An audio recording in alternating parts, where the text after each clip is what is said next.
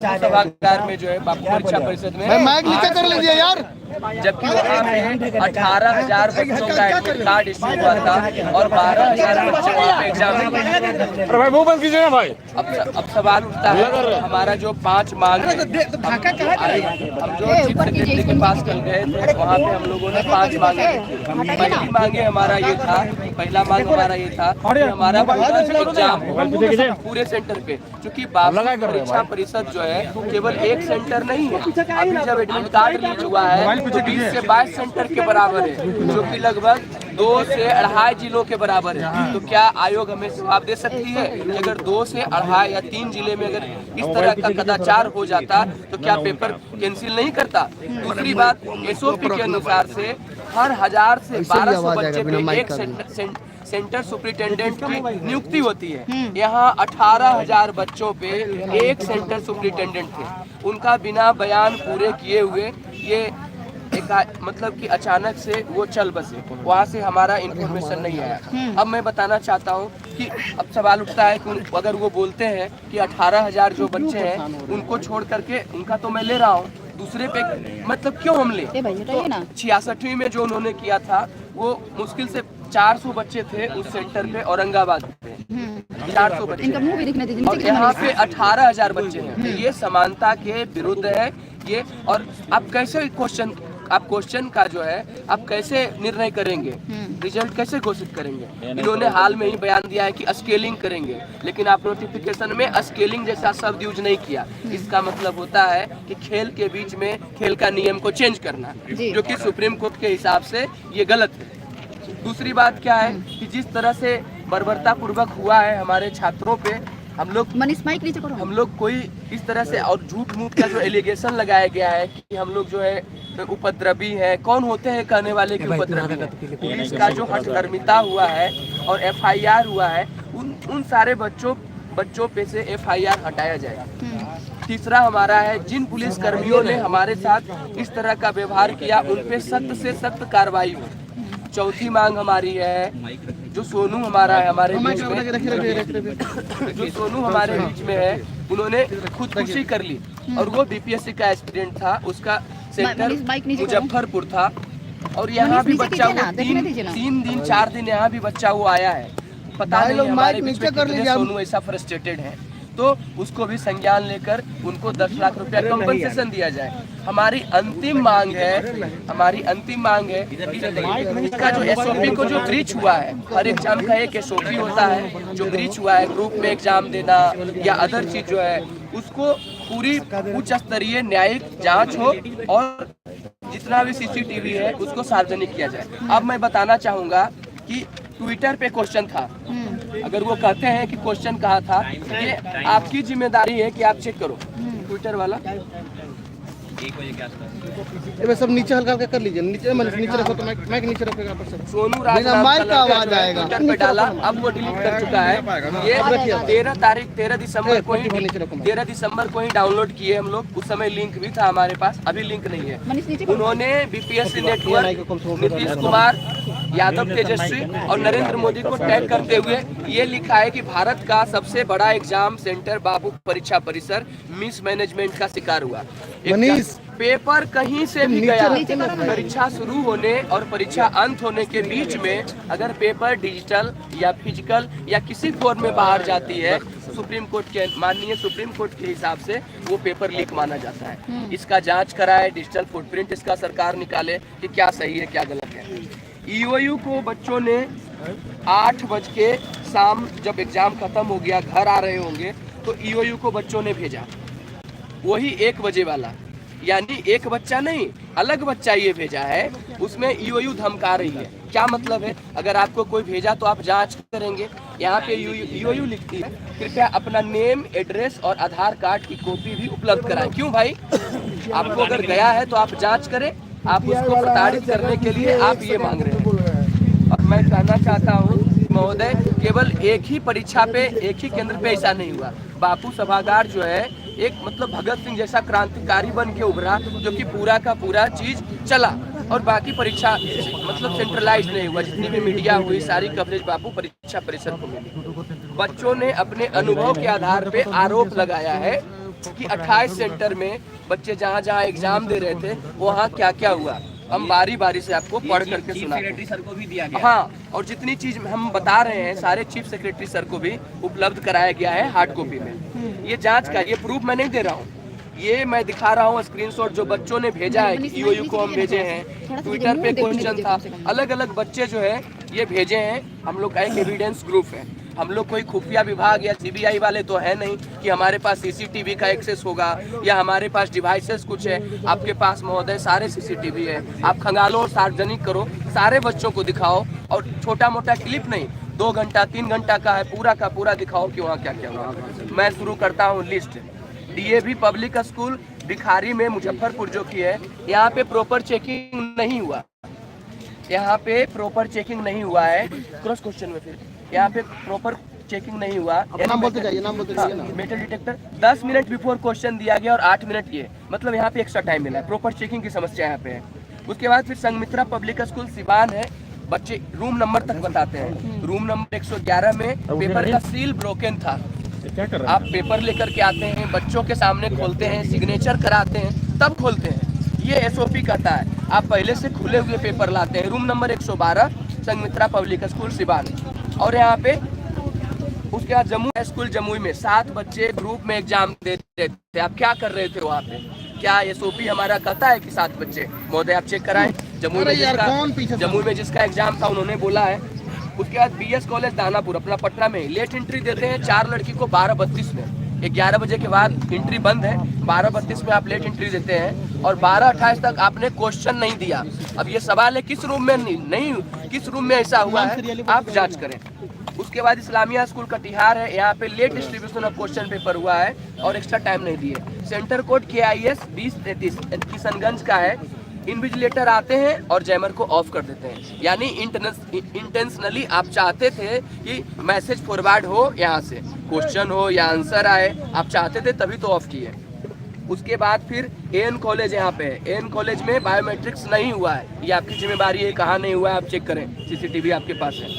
No jammer was working. Gaya Gyan Ganga गया, यहाँ पे माइक से क्वेश्चन बोला जा रहा था, जिसकी प्रति वो बच्चा जो है, रांची का बच्चा है, अपना एडमिट कार्ड के साथ वो लगाया है।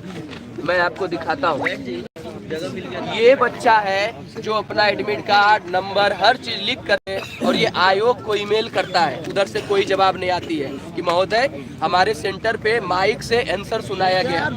ये मैं बताता हूँ क्या क्या आंसर सुनाया गया। मलिक कपूर जो कि आंसर था कि नहीं, मलिक कपूर आंसर था। उसके बाद 916 और 16 अगस्त 1946 ये अनाउंस किया गया। अब क्या प्रूफ चाहिए आपको? आप चेक करो कि क्या सही हुआ है वहाँ पे। आप डीएम से पता करें, सीसीटीवी से करें। नींद हाई स्कूल ईस्ट चंपारण में है, यहाँ पे 2 लड़की को 11-15 में मिलती है एंट्री, नहीं मिलना चाहिए 11 के बाद। उसके बाद ANR पब्लिक स्कूल जहानाबाद है, 12:30 में आप एंट्री देते हैं कुछ स्टूडेंट को। सच्चिदानंद सिन्हा कॉलेज औरंगाबाद है, 30 मिनट लेट यहाँ पे है, ठीक है, ये है। उसके बाद मिलेट RMG कॉलेज है बेगूसराय, 11:30 में कुछ ऑफिशियल यहाँ पे आते हैं, जैमर को ऑफ कर देते हैं। 11:30 में जैमर को ऑफ करते हैं। उसके बाद मिलेट कॉलेज दरभंगा है, 10 स्टूडेंट जो है गैलरी में बैठ के एग्जाम दे रहे थे, रूम में नहीं, गैलरी में एग्जाम बैठ करके दे रहे थे और उस समय कियोस्क पैदा हुआ, हल्ला हुआ। जिला स्कूल मोतिहारी, जिला स्कूल मोतिहारी टीचर जो है स्मार्ट वॉच पहन रहे थे और मोबाइल फोन भी वहाँ पे चोरी करा रहे थे। स्मार्ट वॉच से 2 बच्चों को चोरी करा रहे थे, जबकि टीचर और इन्विजिलेटर को भी नहीं जाना है पहन करके स्मार्ट वॉच। TPS कॉलेज, हाँ, Vivekananda international school Aurangabad, no proper invigilation नहीं हुआ, चेक चाक सही ढंग से पेपर। उसके बाद क्योस हो गया, 1 बजे के आसपास हल्ला हुआ वहाँ पर, ठीक है। उसके TPS कॉलेज पटना में 1 स्टूडेंट जो 1 बजे एंट्री मारता है, ऐसा क्यों उस स्टूडेंट को एंट्री लेने दिया। Kosi college Khagaria, a boy entered examination hall wearing a smart watch, ये हुआ। उसके बाद परम ज्ञान निकेतन गया में बायोमेट्रिक्स यहाँ पे डन आफ्टर एग्जाम हुआ है, पहले एग्जाम में, एग्जाम के पहले नहीं, और बच्चे चिल्लाते रहे, इसका कोई ग्रीवांस नहीं। गंगा सिंह कॉलेज सारण है, सीसीटीवी जो है 11:55 में इंस्टॉल हो रहा था, सीसीटीवी वाज इंस्टॉलिंग, जबकि जब हाई कोर्ट पूछा कि आप रीओपन फॉर्म क्यों नहीं कर सकते, इन्होंने कहा 10 दिन पहले हम लोग प्रोसीड कर दिए, तो फिर सीसीटीवी की क्या पड़ी थी भाई, उस दिन आप कर रहे थे। +2 हाई स्कूल रसलपुर गया, होलोग्राम एडमिट कार्ड पे नहीं चिपका। एसओपी कहता है कि होलोग्राम चिपकाएंगे ताकि बच्चे इंटरव्यू देने के लिए जब आएंगे तो पता चलेगा जेन्युइन कैंडिडेट है। आप चेक करें किस रूम में हुआ। BDM public school Patna, question paper was given 10 minute late और एक्स्ट्रा टाइम नहीं। Senior secondary school Rohtas, some student sitting and giving exam in office. Office में कुछ बच्चे पेपर दे रहे थे। आप चेक करो क्या हुआ है। Jhunjhunwala Adarsh Balika high school Bhagalpur, student giving exam in group, no interference from invigilator. Invigilator को रोकना चाहिए अगर बात भी कर रहा है तो। रामेश्वर सिंह महाविद्यालय मेरा सेंटर, वहाँ पे 3 बार लाइट कटा है। लाइट जैसे ही कटेगा जैमर ऑफ होगा, मैसेज जाने के लिए 2 से 3 सेकंड काफी है। और लास्ट टाइम जो कटा है 4 से 5 मिनट से ऊपर लाइट कटा है। यानी आप जानबूझ के काट रहे थे। अगर कट भी रहा था तो आपके पास बैकअप क्यों नहीं था? 1200-1800 रुपया फॉर्म का आप ले रहे हैं और आपके पास एक बैकअप नहीं है। संत जोसेफ नवादा, क्वेश्चन कम विदाउट, मतलब पूरा का पूरा सील नहीं था। उसके बाद फिर राजकीय उर्दू उच्च माध्यमिक विद्यालय बेस्ट चंपारण, यहाँ पे भी होलोग्राम नहीं दिया गया, नो प्रॉपर बायोमेट्रिक्स भी नहीं हुआ।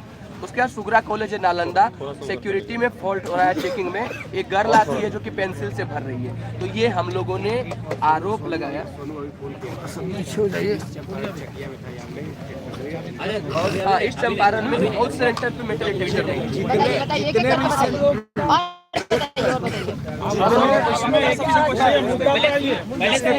थोड़ा और आगे जगह आराम से माइक तो हटाओ ना। आराम से गिरिए मत। अरे गिर जाएगा भाई। थोड़ा सा मोबाइल मिसमैनेजमेंट देखने को मिला है। आप कीजिए, कोई दिक्कत नहीं करना। मनीष माइक तो नीचे करना भाई। ब्रेकिंग नीचे आ रहे हैं, जैमर बंद कर दिया जा रहा है। बच्चे लेट तक बैठ के वहाँ पे एग्जामिनेशन दे रहे हैं, जैमर बंद कर दिया जाएगा। और जिस तरह का प्रश्न आपने पूछा है, मुश्किल से 5 मिनट लगेगा आपको चैट जीपीटी पे इसको सॉल्व करने। 5 मिनट भी नहीं लगेगा, मुश्किल से 1 मिनट लगेगा। तो ये चीजें आपके सामने रखा हुआ है। अब ये आयोग के पास जाती है ये मामला, वहाँ पे इस स्कूल को इंक्वायरी करें, सारी चीज़ों को खंगालें। लेकिन इतने सब कुछ के बाद यदि आयोग 4 जनवरी को फिर से एग्जामिनेशन ले रही है 12,000 बच्चों का, जहाँ 18,000 बच्चों का एग्जाम होना था, तो आप सोच लीजिए कि कितने प्रकार की नाइंसाफी होने वाली है। मैं एक चीज़ आपको गिनाता हूँ किस प्रकार से प्रैक्टिकली एप्लीकेबल नहीं होगा। सबसे पहले नॉर्मलाइजेशन को लेकर के एक डिलेमा बना हुआ था, और ये डिलेमा आप सभी जानते हैं कि डिलेमा कितने प्रकार के कॉन्फ्लिक्ट को क्रिएट किया। कितने बच्चे को इससे डंडे लगे, लाठियां लगे, चोट लगे, घायल हुए, पैर टूटे, हाथ टूटे, सब टूटा।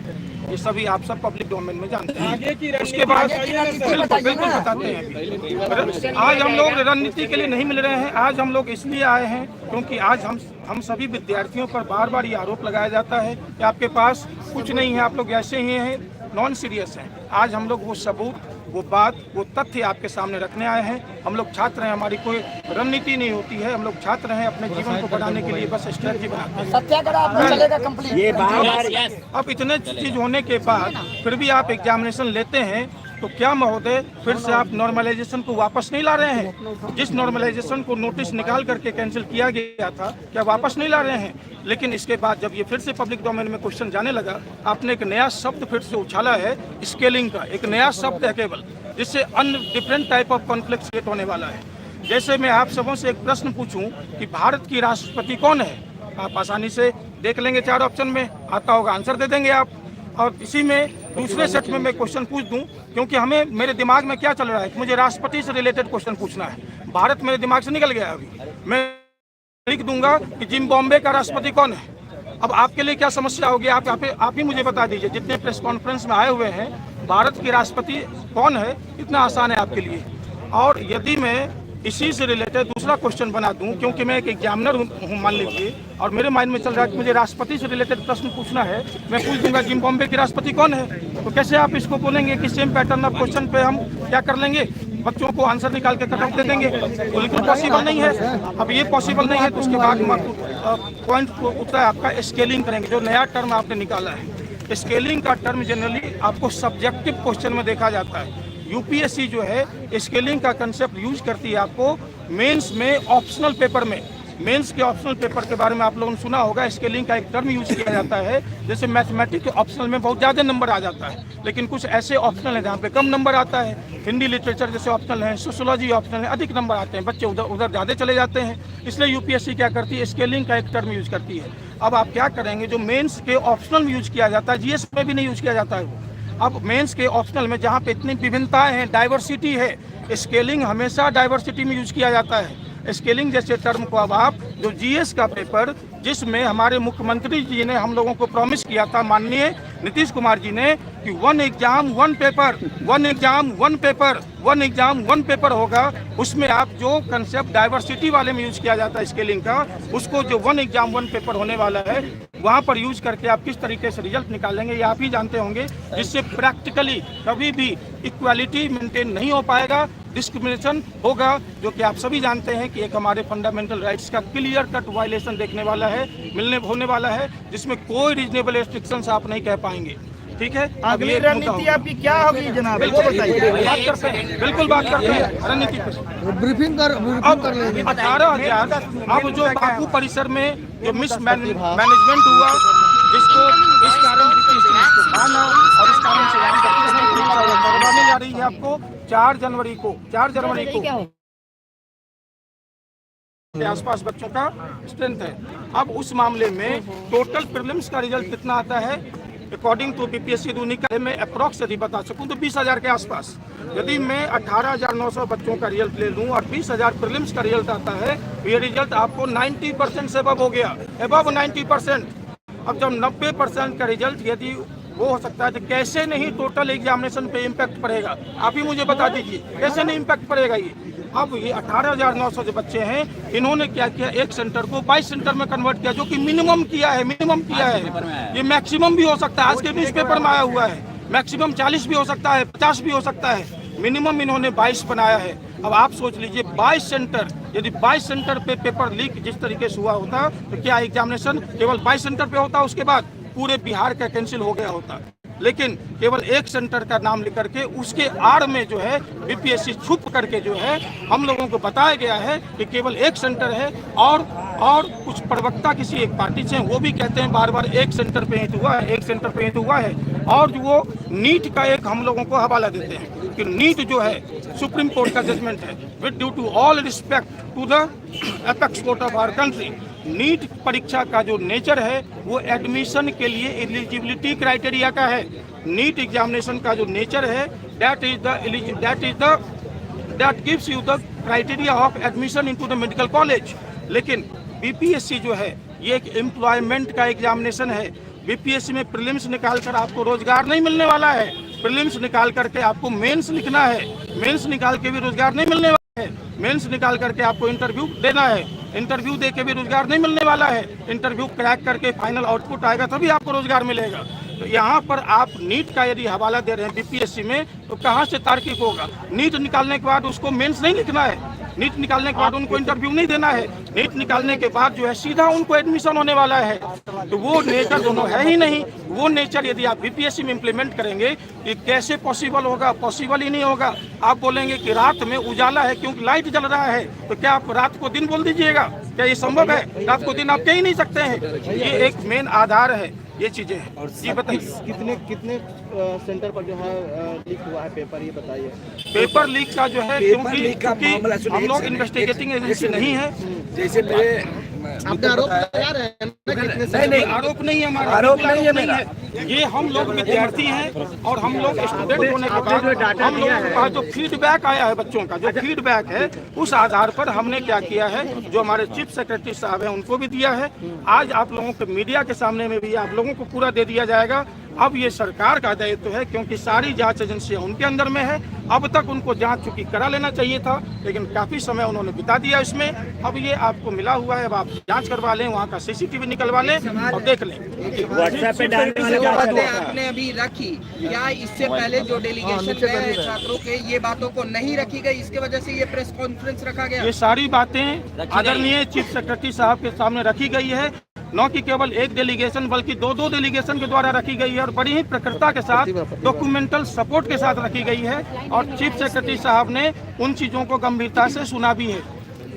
क्या रिस्पांस मिला है? रिस्पांस अभी तक क्या है? नीचे रखिए ना, माइक नीचे रखिए। आज का जो प्रेस कॉन्फ्रेंस ये बुलाया गया है, क्योंकि मैं कल मिल के आई हूँ हमारे चीफ सेक्रेटरी से। मोबाइल को पीछे करो ना यार, आगे मुंह पे रख दो।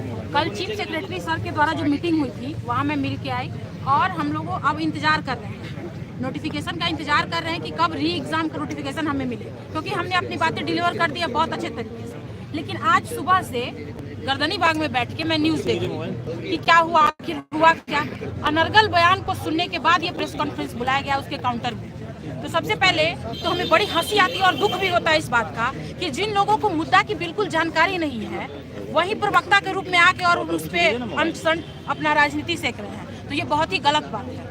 कृपया आप हमारा जो MOU जो हम हर जगह सबमिट कर चुके हैं, सभी राजनेता के ऑफिस में, BPSC में और कल मुख्य सचिव जी के सामने भी, तो कृपया एक बार आप हमारे मेमोरेंडम जो हमारा डिमांड है उसको पढ़ लीजिए, उस पर विचार कीजिए और फिर डिबेट कीजिए तो ज्यादा बेहतर है। क्योंकि महोदय हम आपको बता दें कि जितने हमारे साथी जो है ना उन्होंने बताया है कि क्या क्या आरोप लग रहे हैं, आरोप अलग है, फिर उन्होंने बताया कि स्केलिंग किस तरीके से गड़बड़ है, ये सभी अलग है। लेकिन मात्र मैं एक कारण बता रही हूँ जिसी के बेस पे ये री एग्जाम कंडक्ट कराया जा सकता है, और वो बेस बहुत स्ट्रांग है।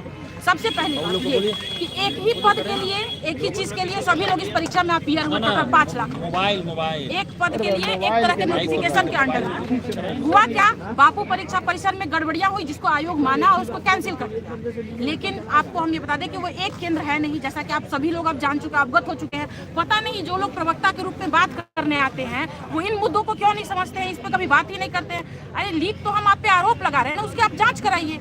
उसके इतर एक ऐसा मुद्दा है जो ये एग्जाम को री एग्जाम के रूप में बदलने में काफी है, उस पर आप क्यों नहीं बात करते? 18,000 बच्चे जो हैं वो आप सभी को पता है कि दोबारा से उसका एग्जाम हो रहा है और 22 केंद्रों में उसको आयोग खुद से ही एग्जाम ले रही है। तो आप बताइए ना, ये एक केंद्र कैसे, ये 2 जिला है ना, 2 जिला में अगर गड़बड़ी होती है तो क्या पूरे परीक्षा रद्द नहीं होनी चाहिए? ये विश्वसनीयता आयोग की खराब होती जा रही है, और विश्वसनीयता को कैसे कायम किया जाए ये कर्नाटका PCS से सीखिए, जो एक अगर ट्रांसलेशन में इशू हो रहा है जिसकी वजह से उन्होंने अपना एग्जाम कैंसिल कर दिया। विश्वसनीयता ऐसे एस्टैब्लिश की जाती है। दूसरी बात कि आज जो दिन भर बयान हम सुने, कहीं किन्हीं लोगों ने ये बातें नहीं की, बड़े बड़े नेताओं के बड़े बड़े बयान आए, लेकिन कहीं उन्होंने ये नहीं कहा कि बच्चे समानता के अधिकार के लिए गर्दनी बाग में बैठे हैं। बच्चे समानता के अधिकार के लिए बैठे हैं। कैसे आप 18,000 लोगों का एग्जाम 1 महीने बाद लेंगे सेम पद के लिए, और बाकी लोगों का पहले से ले चुके हैं? क्या इसमें अंतर होगी नहीं? स्केलिंग को इन्होंने समझाया है ना कि स्केलिंग किस तरीके से गड़बड़ है, क्योंकि आज हम एक बयान सुने आयोग के द्वारा भी आया हुआ था कि स्केलिंग के द्वारा हम रिजल्ट देंगे। स्केलिंग किस तरीके से खतरनाक है और नॉर्मलाइजेशन का ही रूप है, ये तो देख लीजिए। दूसरी बात यह है कि अगर आप स्केलिंग करते हैं तो खेल के बीच में खेल का नियम बदलना हुआ। और दूसरी बात, हम लोग सभी लोग अपने कमी की वजह से बापू परीक्षा सेंटर या सभी एग्जाम को री एग्जाम में कन्वर्ट करने के लिए नहीं कह रहे हैं। आयोग की नाकामी थी तभी वहाँ पे एग्जाम को री एग्जाम करना पड़ा ना, तो ये आपकी कमी है ना, तो इसको पूरा कौन करेगा? आप करेंगे। और आप सवाल हमसे पूछे जा रहे हैं बिना, सबसे ज्यादा दुख इसी बात का है कि बिना हमारे मुद्दों को पढ़े उस पर डिबेट किया जाता है। आप सभी मीडिया बंधु यहाँ उपस्थित है, हमारे तरफ से कृपया आप अपने अतिथि जो आते हैं, आपके प्रवक्ता आते हैं, प्लीज आप एक क्वेश्चन पूछ लीजिएगा और उसका रिप्लाई हम सुनने के लिए तरस रहे हैं। वो ये है कि 18,000 विद्यार्थियों का जो परीक्षा लिया जा रहा है बापू सभागार में जो थे, अब उनको 22 केंद्रों में बांट के उनकी परीक्षा ली जा रही है।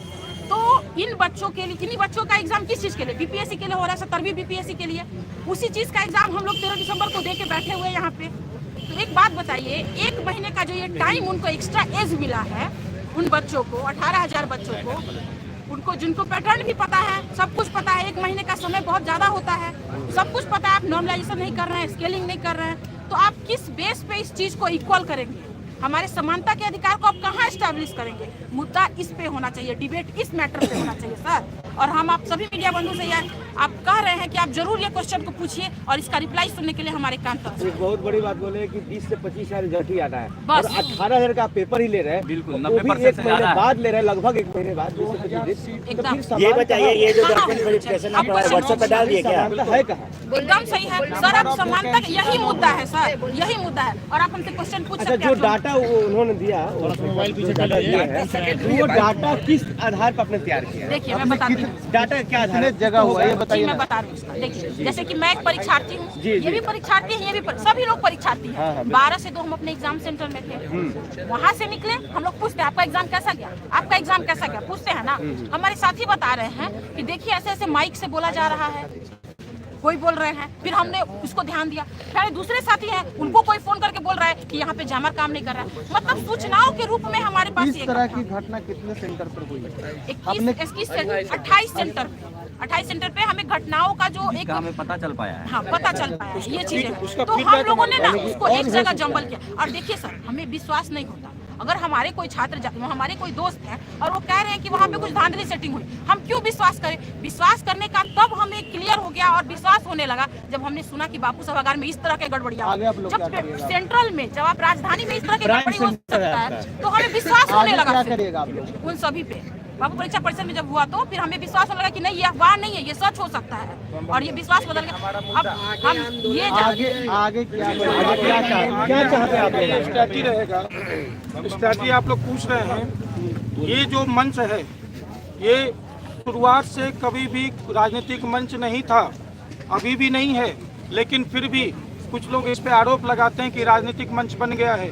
लेकिन हम सभी विद्यार्थी यहाँ पर एक मुखर भाव से ये खंडन करते हैं कि कोई राजनीतिक मंच नहीं है, किसी भी राजनीतिक पार्टी का ये मंच नहीं है। चाहे कोई भी पार्टी के व्यक्ति यहाँ पर आए हों, जुड़े हों, वो अभिभावक की तरह, गार्जियन की तरह हमारे पास आए और उन्होंने बोला कि हम आपका मार्गदर्शन कर सकते हैं, कीजिए मार्गदर्शन, सरकार तक हमारी बात पहुँचा दीजिए। लेकिन ये कोई राजनीतिक मंच नहीं है, कोई राजनीतिक मंच नहीं। मैं सरकार को बार बार कहता हूँ ये कोई राजनीतिक मंच नहीं है। इसलिए सरकार जब भी इस चीज को आप देखें कि राजनीतिक, बिल्कुल में हम लोग बार बार खंडन करते, क्या ये राजनीतिक मंच है दोस्तों? नहीं है। नहीं, जो भी राजनीतिक पार्टी सुन ले, चाहे पक्ष में हो चाहे विपक्ष में हो, ये किसी भी राजनीतिक पार्टी का मंच नहीं है। ये हमें सभी विद्यार्थियों का मंच है जो पिछले 12-13 दिनों से न खाना ठीक से खाए हैं, न पानी ठीक से पिए हैं, न नींद ठीक से लिए हैं। तो आराम है, कल 1 जनवरी होने वाला है, लोग अपने घर से दूर वैकेशन मनाने जाते हैं। हम अपने घर से दूर यहाँ पर धरना स्थल पर बैठ करके मच्छर से कटवा रहे हैं। हम अपने घर से दूर यहाँ पर आधा खाली पेट बैठ करके बैठे हुए हैं ताकि हमें न्याय मिले, हमें न्याय मिले। इसलिए क्यों, और जो भी बोलना चाहते हैं कि राजनीतिक है, और सत्याग्रह बना रहेगा, सत्याग्रह चलता रहेगा। हमें सरकार से उम्मीद है कि सरकार हमें सत्याग्रह भी खत्म नहीं, सत्याग्रह चलता रहेगा। 28 सेंटर पर आरोप लगाया है, 28 सेंटर पर ना? हाँ, 28 सेंटर पर 28 सेंटर पे आरोप लगा रहे हैं। हमें फीडबैक मिला है, इस आधार पे हम कह रहे हैं कि आप इस पे इंक्वायरी करवा लीजिए और देखिए उसमें क्या निकलता है। आपका परिचय? हम सभी बीपीएससी के अभ्यर्थी हैं, ये हमारा परिचय है। ऑब्जेक्शन की हम तो चाहते हैं सत्ताधारी ही आकर के हमारा काम कर रहे हैं। मुख्यमंत्री जी आए हैं,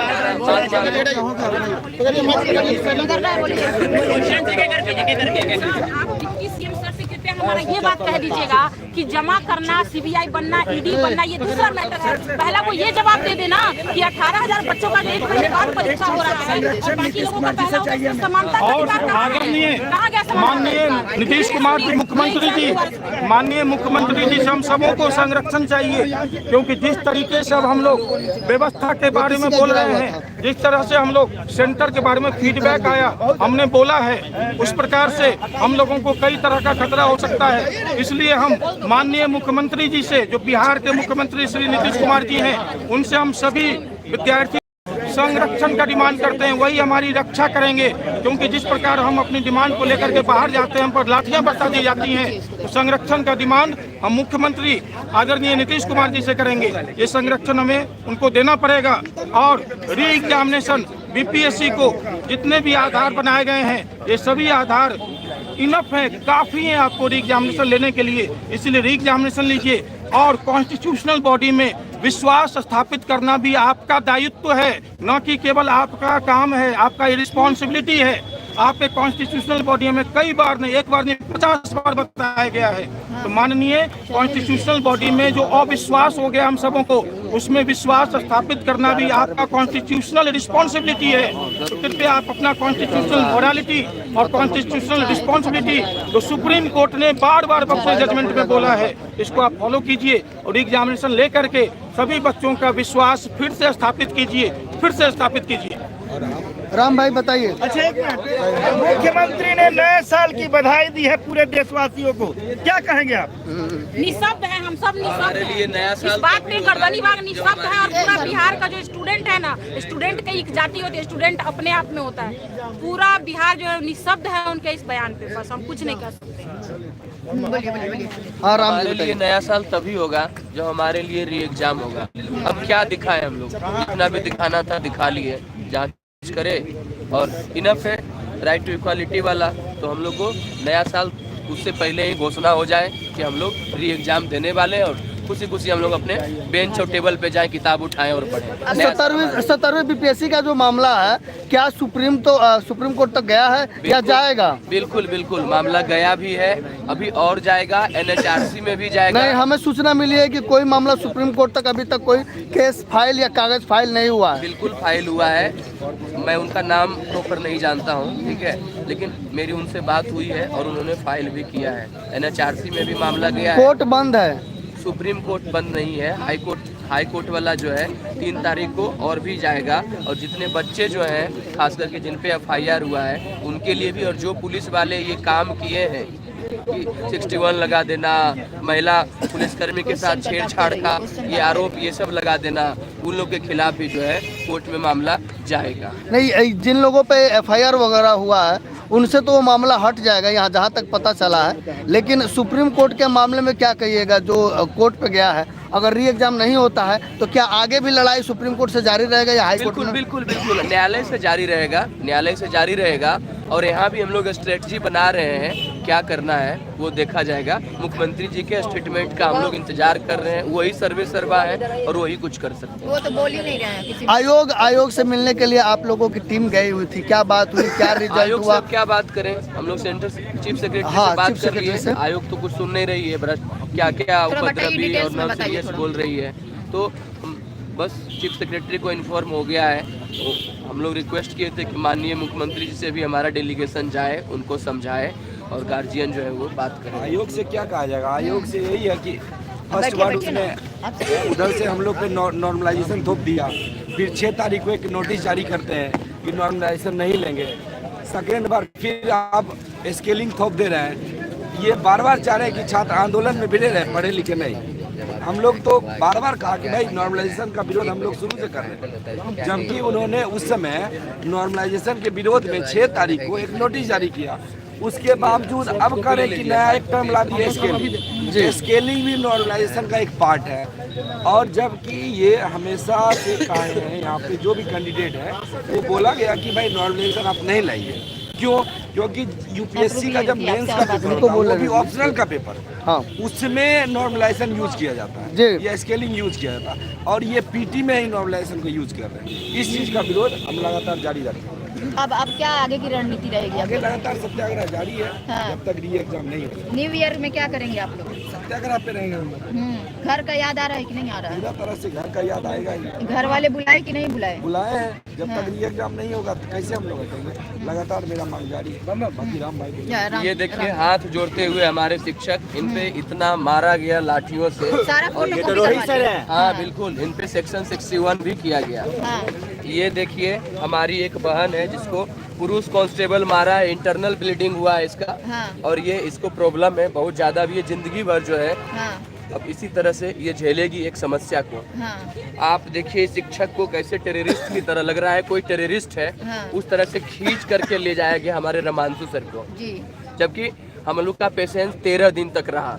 13 दिन तक रहने के बाद कोई जो है निकला, वो भी एक भी गाड़ी का शीशा या गाड़ी का आईना कुछ नहीं टूटा।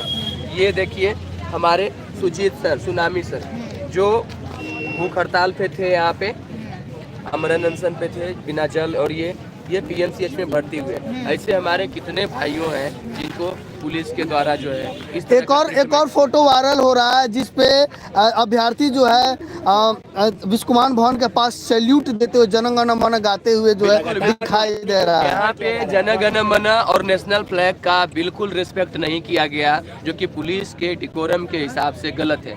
जब भी हम जन गण मन गाते हैं तो उनको लाठी या वाटर कैनन नहीं चलाना चाहिए। कुछ पुलिस वाले अभद्र भी बोल रहे थे जन गण मन के सामने, मैं उस शब्द का यूज नहीं और करना एक चीज और बताना चाहेंगे कि जब बिस्कुमान भवन के पास लाठी चार्ज हो रहा था, पुलिस बिना सुरक्षा गार्ड, बिना हेलमेट, बिना सेफ्टी बेल्ट के साथ वहां पहुंची थी। इसका कारण क्या हो सकता है, क्या आपको पता है? तो ये पुलिस क्योंकि ये रूल है कि लाठी चार्ज से पहले सेफ्टी बेल्ट, सेफ्टी गार्ड और हेलमेट पहन के ही लाठी चार्ज पुलिस होता ये है। जानती थी कि हम लोग उपद्रवी नहीं हैं, शांति से मार्च कर रहे हैं और ये लोग कुछ नहीं करेंगे। हम लोग वर्दी पहनने के लिए ही तो एग्जाम का तैयारी कर रहे हैं, फिर वर्दी का डिसरिस्पेक्ट हम कानून ये कह रहा है कि उस समय जब लाठी चार्ज बिना हेलमेट, बिना सेफ्टी गार्ड, बिना सेफ्टी बेल्ट के जाया गया, इसका यही अर्थ हो सकता है कि पुलिस चाहती थी कि छात्र उन पर हमला करें, उनका सर फूटे और पुलिस कहती छात्रों के ऊपर FIR हो। नहीं, ऐसे जानबूझ के से बचना चाहिए, क्योंकि इसका कोई साक्ष्य नहीं, ये रूल है कि अगर रूल का पालन नहीं होता है तो सामने वाला चाहता है कि रूल टूटे। तो बच्चे ने किसी पुलिस को कुछ नहीं किया, नहीं किया।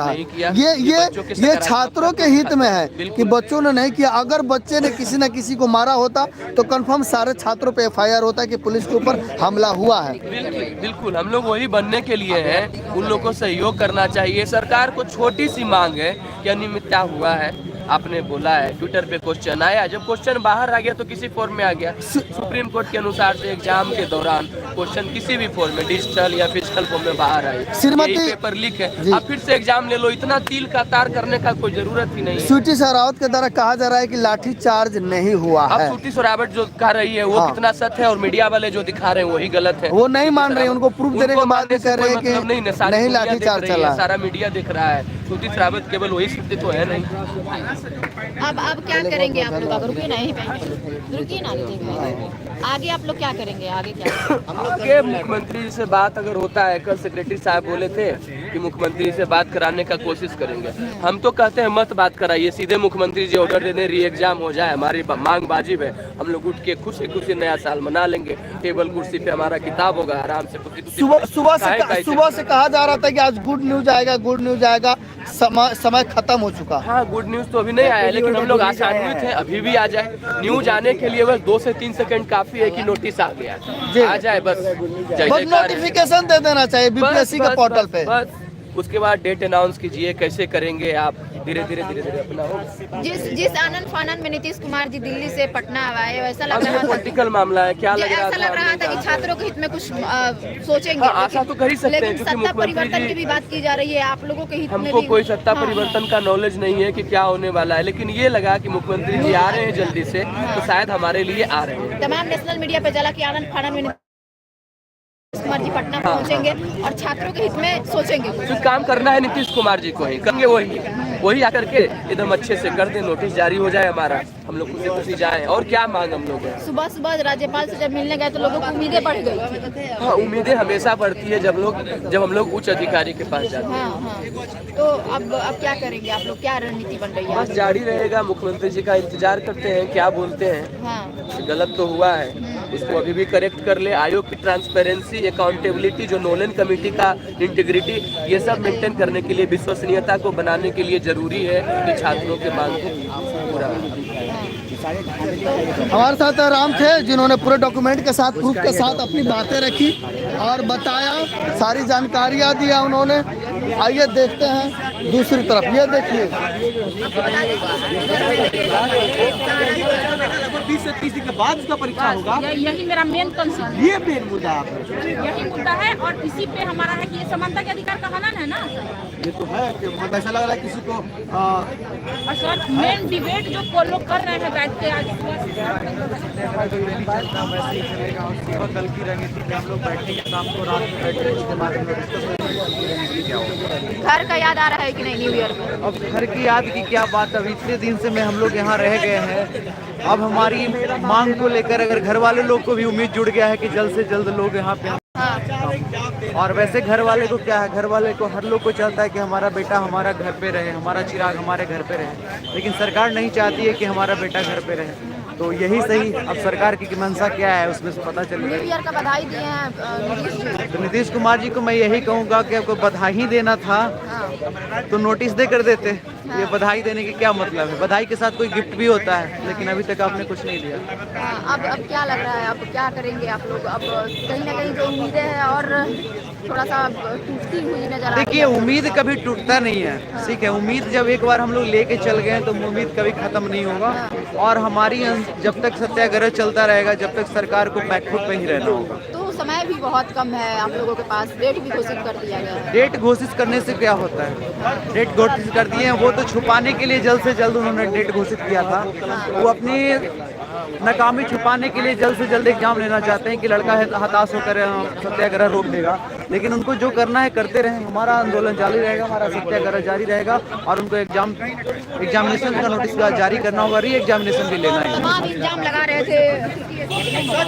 जांच की विषय सच है या नहीं, ये तो जांच की विषय है। हमारा दूसरा मुद्दा है, इसके लिए सर एक उच्च स्तरीय एक जांच कमेटी बनाई और इसकी जांच कर लीजिए।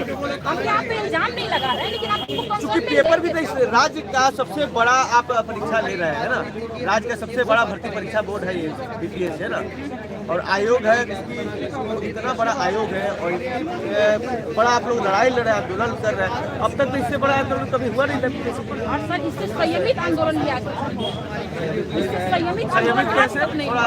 देखिए, सबसे बड़ी बात है 13-14 दिनों से पेशेंस के साथ इस ठंडे में यहाँ पर एक शांतिपूर्ण मार्च निकालना, जिसपे पुलिस के द्वारा बर्बरतापूर्वक लाठीचार्ज। सर आपने वीडियो देखा होगा कि कैसे हमारे साथ हाथ जोड़ के बैठे आए और निहत्था लोगों के लाठी चलाना शुरू करते इतना बड़ा डंडा। तो किसको हम क्या कहिएगा? एक छात्र जो आज 25 से 30 की उम्र में है, उसका संयम आप नहीं करेंगे इस चीज को। हमारे एक छात्र अच्छा, एक बात बताइए, एक बड़ा मुद्दा यह था कि हर जगह, हर एग्जाम में, हर सेक्टर में सीसीटीवी कैमरा लगाया गया है। तो वो सीसीटीवी कैमरा लगाया क्यों गया? बस हमें ताज्जुब इसी बात का हो रहा है कि हम गला फाड़ फाड़ के कह रहे हैं कि 28 सितंबर पर हमारे दोस्तों ने इल्जाम लगाया है। आप निकाल लीजिए वहाँ का सीसीटीवी, आप निकाल के दूध का दूध पानी का पानी कर लीजिए। तो हमें उसमें कोई दिक्कत नहीं है। मुझे तो ताज्जुब हो रहा है कि पता नहीं वो क्यों नहीं देखना चाहते। चलिए, मान लीजिए आप लोगों ने एक लिस्ट दिया 28 सेक्टरों पे, ऐसा आप लोग को जो जानकारी मिला, अभी क्या है नहीं बात के मामला है, तो कम से कम उन सेक्टरों को तो जांच हो ही सकती है। एकदम हो सकती, करनी भी चाहिए सर।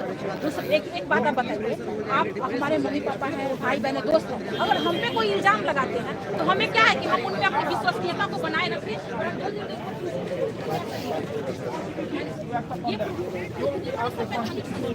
क्या उनको अपने इमेज के लिए सोचना नहीं चाहिए कि अगर बच्चे इल्जाम लगा रहे हैं, लाइव नहीं कर रहे हैं, लाइव नहीं, वीडियो लेंगे।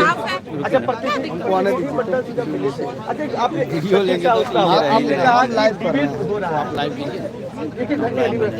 कम से कम आपका मुद्दा इतना लॉजिकल, इतना जो है तार्किक तो है कि कम से कम डिबेट तो हो रहा है। ये आपको नहीं सर, मुझे दुख इस बात का है कि आपको जो मैंने समानता का अधिकार बताया ना, इस मुद्दे पर डिबेट नहीं हो रहा है ना। वहाँ डिबेट हो रहा है कि कौन सी पार्टियां गई हैं, कौन राजनीतिक रोटी सेक रहे हैं, जिन्होंने बच्चों को उकसाया, जिन्होंने बच्चों को भड़काया, ये मुद्दा हो रहा है सर। ये हमारे काम का मुद्दा है क्या? क्या इससे गर्दनी बाग में बैठे लोगों का कोई रिश्ता है? नहीं है। ये तो है कि स्थिति जब उत्पन्न हुई तब क्या उसका रिजल्ट हुआ, इस पे आप डिबेट कर रहे हैं। स्थिति उत्पन्न क्यों हो रही है और क्यों बरकरार है, इस पे डिबेट करना है ना। अच्छा, आप प्रतिनिधि मंडल से मिले थे?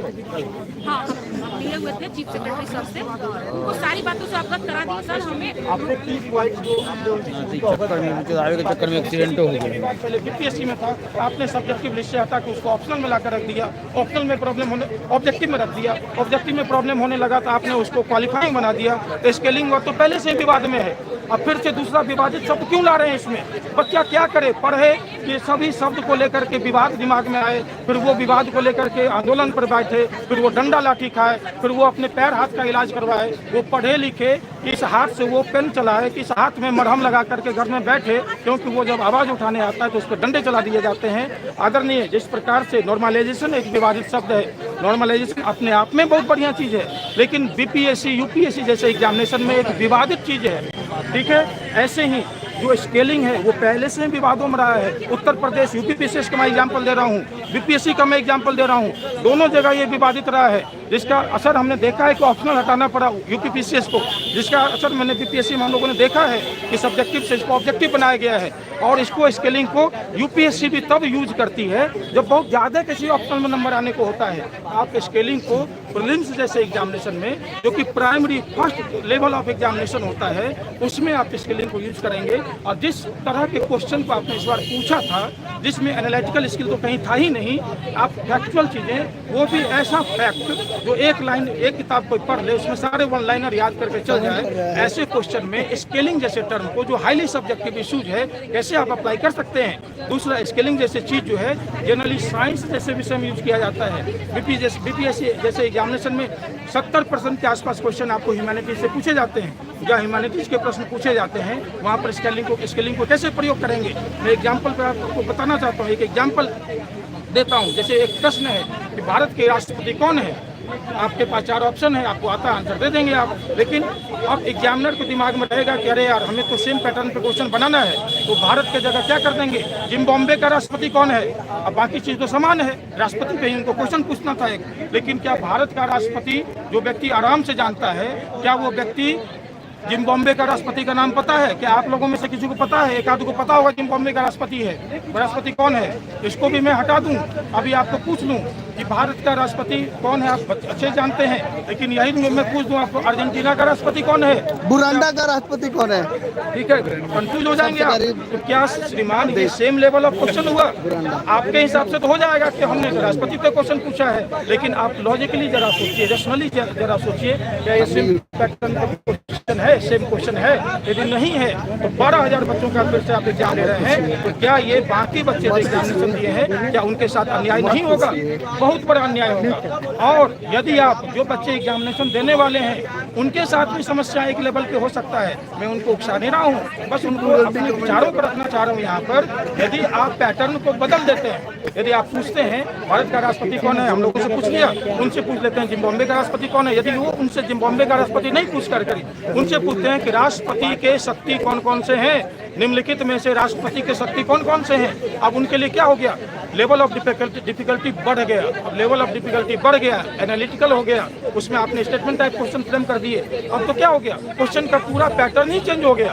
अब क्वेश्चन का पैटर्न ही चेंज हो गया। एक एग्जामिनेशन में 2 question, 2 different type of question, different pattern, different level of difficulty, ये कहाँ से प्रैक्टिकल होगा, किस तरीके से होगा? यदि जबरदस्ती किसी तरीके से आपको एग्जामिनेशन लेकर निपटा देना है 17वीं बीपीएससी, ये आपके हाथ में है। Please, you are most respected body, it's up to you, or if you want to give justice to all, it's also up to you. And I know that you are the constitutional body.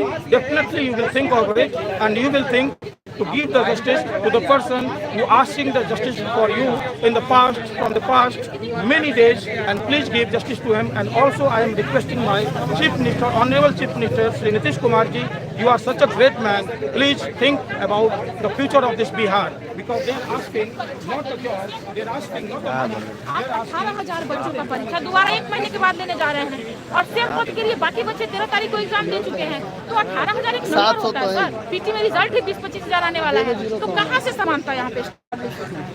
और क्या ये एक मुद्दा काफी नहीं है इस exam को री-एग्जाम कंडक्ट कराने के लिए? क्या एक काफी नहीं है? आप प्लीज ये क्वेश्चन पूछिएगा कि क्या ये एक मुद्दा काफी नहीं है एग्जाम को री-एग्जाम के रूप में कंडक्ट कराने के लिए? बस यही मेरा जेन्युइन मुद्दा है, और हम चाहते हैं इसी मुद्दे पे रणनीति थोड़ी इसलिए टाइम बढ़ रहा है क्योंकि 12 दिन 15 दिन महीने हैं ये।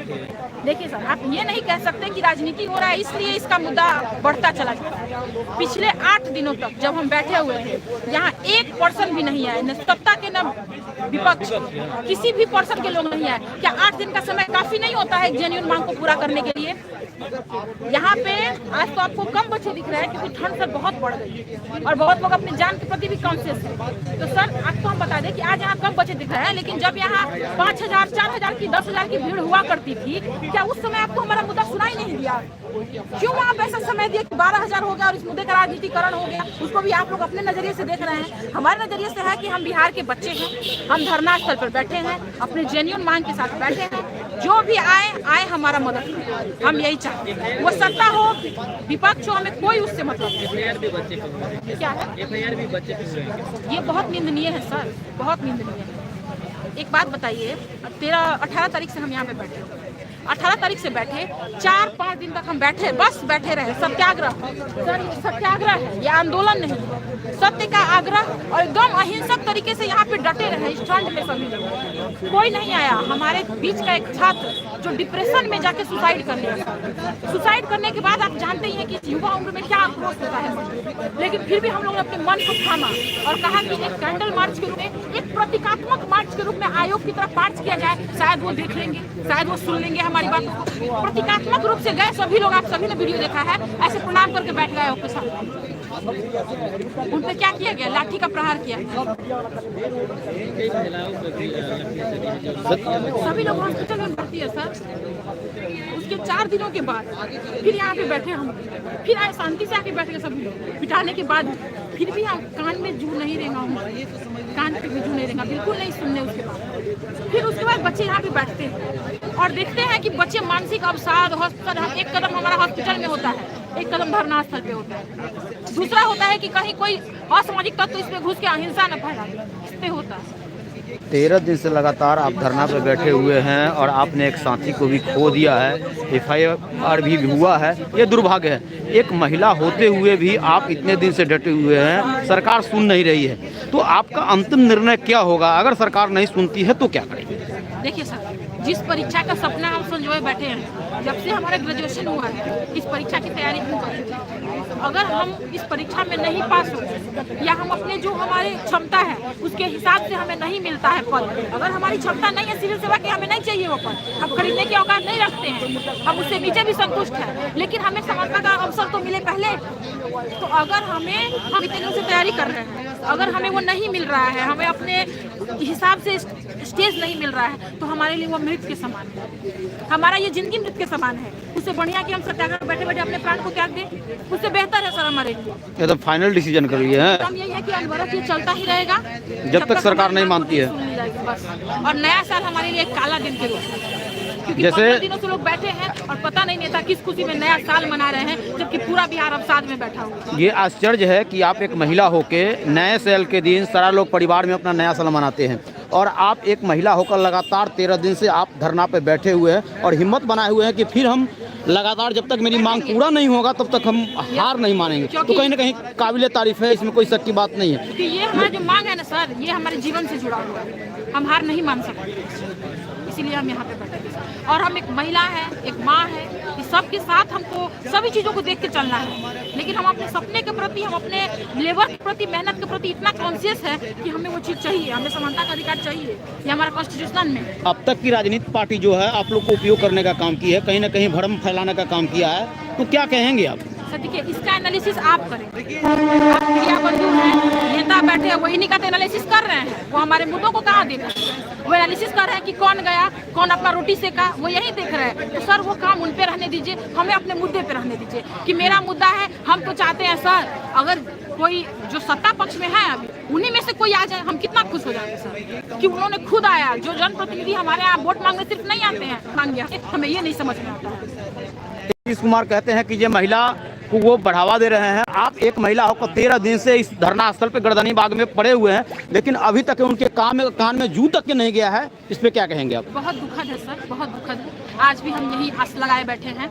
हमारा एक बड़ा ही प्यारा स्लोगन है, बच्चों के द्वारा दिया गया है, चाचा तुमसे बैर नहीं और आयोग तेरी खैर सर, ये हमारे द्वारा दिया गया है। तो उम्मीद तो हमें अभी भी मुख्यमंत्री जी से ही, महिलाओं पर लाठी बरसाया गया है। एक तरफ से हम टूटे जा रहे हैं, लेकिन दूसरी तरफ से उम्मीद हमारा मुख्यमंत्री जी से। एक तरफ लगभग 3 अरब रुपया महिला जन संवाद में नीतीश कुमार स्वीकृत करा के घूमते हैं, और वही दूसरे तरफ एक महिला अपने अधिकार के लिए आज लगातार 13 दिन से धरना पर बैठी हुई है।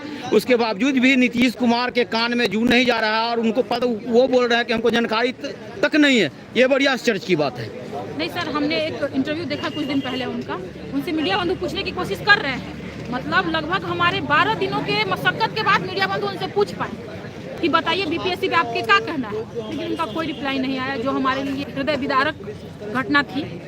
लेकिन हम ये कहना चाहेंगे कि सर, आप वो सभी प्रगति यात्रा आपकी गर्दनी बाग में हो जाएगी।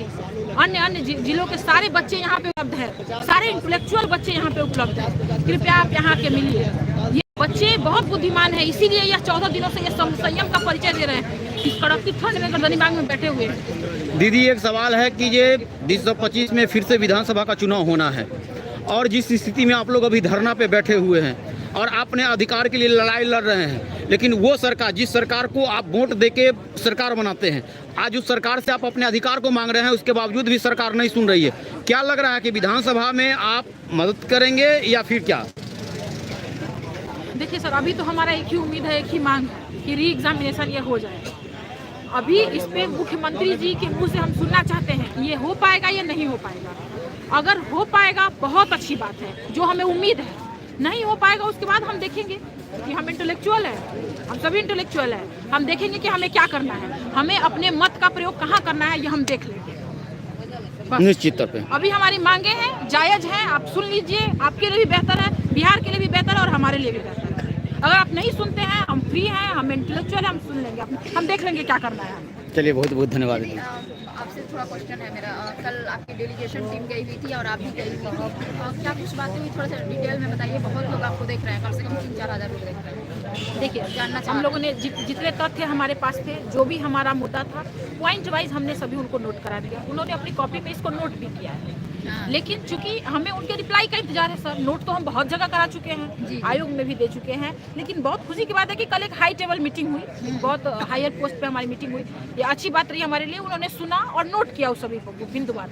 लेकिन सर हमें इंतजार है रिजल्ट का। हमें मिले भी हो गया है काफ़ी टाइम, कल शाम को मिले थे और आज शाम हो चुके हैं, काफ़ी टाइम हो गया। और लेकिन सब आहत हमें ये कर रहा है कि आज सुबह से हम टीवी देख रहे हैं, न्यूज़ देख रहे हैं, आयोग की तरफ देख रहे हैं, कभी हमारे पॉजिटिव, क्योंकि हमारा मांग एकदम जायज और लॉजिक के सहित है, तो हम यही देख रहे हैं बार बार नोटिफिकेशन। लेकिन सर हम देख क्या रहे हैं न्यूज़ में? न्यूज़ में चल रहा है डिबेट 1-1 घंटे का, और उन मुद्दों पे चल रहा है जो मुद्दा हमारा नहीं है। प्रवक्ता लोगों के साथ प्रवक्ता क्या बात कर रहे हैं कि कौन कौन अपनी राजनीतिक रोटी सेक रहे हैं। सर एक बात बताइए, ये जो पूरा का पूरा घटना 15 दिनों से घटा, उसके बाद राजनीतिक सेक रहे हैं ना कोई भी आके। इन 15 दिनों का क्या कारण है ये आप नहीं जानिएगा क्या? आप सिर्फ राजनीति पे बात कीजिएगा क्या? मुद्दा है उस पर आप बात नहीं करिएगा। हमारा पहला ही मुद्दा है जो हम हर जगह सौंप चुके हैं, हर एक कार्यालय में सौंप चुके हैं। अब आप देख रहे हैं, कल ही देखिए कि हाई टेबल पे भी सौंप चुके हैं। तो हम हर जगह जब ये चीज़ सौंप रहे हैं, तो आप हमारे मुद्दों पे क्यों नहीं बात कर रहे हैं? आप क्यों ये नहीं कह रहे हैं? हम जब आपको कह रहे हैं ये बात कि देखिए 18,000 लोगों का आप एग्जाम फ्री से नहीं ले सकते, क्योंकि 18,000 बच्चे एक मास नंबर होते हैं, पीटी का रिजल्ट का 90% है वो, और बाकी लोगों का पहले से दे दिए। तो आप ये असमानता कैसे कर सकते हैं सेम पोस्ट के लिए, सेम नोटिफिकेशन के द्वारा? तो हम आपसे पूछ रहे हैं कि हमारे समानता के अधिकार को डिस्क्राइब कीजिए, और आप इसमें पॉलिटिकल एंगल देख रहे हैं। हर जगह सर राजनीति नहीं चलती है ना, कुछ चीज़ों को संविधान के साथ भी देख लिया कीजिए। आप हमारे यहाँ वोट मांगने आते हैं, आप हमारे जनप्रतिनिधि हैं, हम हर जगह हार जाते हैं तो आपसे जाते हैं उम्मीद लगाने, और आप हमारी बातों को इस तरह निगलेक्ट करते हैं और गलत गलत बयानबाजी करते हैं। एक लोग कह रहे हैं कि उस पे 800 से 1000 बच्चे थे, जबकि तथ्य क्या है? आयोग क्या कह रहा है? आयोग ने 18,000 बच्चों का एडमिट कार्ड डाउनलोड किया कराया था। तो आप कौन होते हैं बोलने वाले इस मुद्दे पर जब आपको पता ही नहीं है? आप क्यों आते हैं बोलने जब आपको नहीं पता है? सुर्खियों से खबर निकाल कर आई है कि जो डेलीगेशन टीम गई हुई थी वो सबूत नहीं दे रही है। क्या एक बात था, ये बड़ी अच्छी बात है, क्योंकि हम बहुत जगह सुन चुके हैं कि आप सबूत दीजिए, सबूत दीजिए। सर एक बात बताइए, इस एग्जाम को हम क्या डिमांड कर रहे हैं कि आप री एग्जाम कर दीजिए। इसके लिए आपको कारण चाहिए। पहला कारण ये है कि आपने गड़बड़ी की वजह से बापू परीक्षा परिसर का एग्जाम कैंसिल किया था आपने। वो बच्चे कितने, एशिया का सबसे बड़ा परीक्षा सेंटर है बापू परीक्षा सेंटर, और अन्य सामान्य सेंटर है बिहार में। सामान्य सेंटर पे 500 बच्चे होते हैं, बापू परीक्षा सेंटर में 18,000 बच्चे हैं। 18,000 बच्चे equal to 30 centre, 30 centre equal to 3 जिले, बिहार के छोटे छोटे 3 जिले। 3 जिलों में गड़बड़ियाँ हुई हैं, ये आपने माना है। 3 जिलों में जब गड़बड़ियाँ होगी तो क्या आप अन्य जिलों का कैंसिल नहीं करते? मेरे कहने का मतलब तो यही है ना कि 18,000 समानता का अधिकार कहाँ चला गया? यही एक मुद्दा काफी है इस एग्जाम को कैंसिल करके री एग्जाम लेने का। दूसरा मुद्दा ये है ना कि गड़बड़ियाँ हुई हैं, वो जांच कराइए आप, वो जांच का विषय है, वो तो मुद्दा नहीं है ना कैंसिल कराने। कैंसिल करने का मुद्दा तो यही है कि समानता के अधिकार का हनन हो रहा है। वो तो आपकी विश्वसनीयता की बात है, जो जांच करा के आप अपने आप को सबूत दे दीजिए, हम लोग को सबूत दे दीजिए। अगर हम आप पे एलिगेशन लगा रहे हैं तो आप कॉन्स्टिट्यूशनल बॉडी है, आप सबूत दे दीजिए कि हाँ हम दूध के धुले हुए हैं, आप झूठ बोल रहे हैं, वो अलग मुद्दा है सर। लेकिन ये समानता के अधिकार के बेसिस पे हमारा एग्जाम री एग्जाम शेड्यूल हो, सभी के लिए फिर से परीक्षा हो, ये कारण काफी है सर। हम आपको एग्जाम्पल देना चाहते हैं कर्नाटका पीसीएस का। कर्नाटका पीसीएस ने अगर ट्रांसलेशन ट्रांसलेशन में इंग्लिश टू कन्नड़ में जरा सी गड़बड़ी, एक प्रश्न में गड़बड़ी हो गई थी, तो उन्होंने 2 महीने अपने एग्जाम को डिले करके फिर से एग्जाम लेने का फैसला किया था। ये होता है विश्वसनीयता कायम करना। और आप यहाँ 18,000 बच्चों का फिर से ले रहे हैं और हम चिल्ला चिल्ला के कह रहे हैं कि हमारे समानता के अधिकार को नहीं छीनिए, लेकिन आप उस पर कुछ टिप्पणी नहीं करके हमसे सबूत मांग रहे हैं। बताइए हम क्या करें। अच्छा मैम, लेकिन अब तमाम लीडरों की तरफ से कहा जा रहा है कि आप लोगों ने कोई सबूत नहीं दिया। देखिए, आपका जो चैनल है ना, उसके माध्यम से हम कहेंगे, जब भी आपसे लीडर पूछे कहे कि बच्चों से सबूत कहिए देने के लिए, सबूत कहिए देने के लिए, आप उनसे प्लीज पूछिएगा कि सर सबूत तो बच्चों का दूसरा मैटर है, आपने पढ़ा नहीं है क्या बच्चों का? बच्चों का जो मांग है आपने नहीं पढ़ा उसको, इसका मतलब बच्चों का तो मांग है कि 18,000 बच्चों को परीक्षा दोबारा नहीं कराओ, सबका साथ में कराओ, क्योंकि 18,000 पीटी का 90% है। तो बच्चे तो समानता का अधिकार मांग रहे हैं आपसे, आप उनसे सबूत मांग रहे हैं।